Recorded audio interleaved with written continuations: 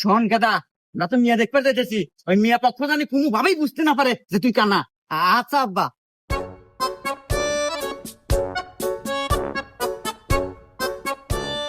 তো বাবা যে আসতে কোনো সমস্যা নাই তো? না, আমার কোনো সমস্যা হয় নাই। আচ্ছা যাই হোক, এখন কো আমাদের মেয়ে পছন্দ হলো নাকি? বিয়াই সাহেব, আমাদের পক্ষে থেকে কোনো সমস্যা নাই, মিয়া আমাদের খুব পছন্দ হয়েছে। আলহামদুলিল্লাহ, বিয়ে যাওয়া তো পাকাপুক্তি হইলো, তাহলে এই সুবাদে মিষ্টি মুখ করা যায়।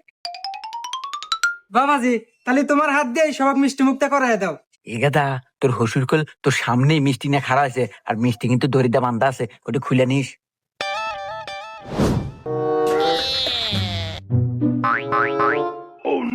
শ্বশুর আব্বা, মিষ্টি তো হুক নক না কে, মনে হয় মিষ্টি ছুরা কম দিছে।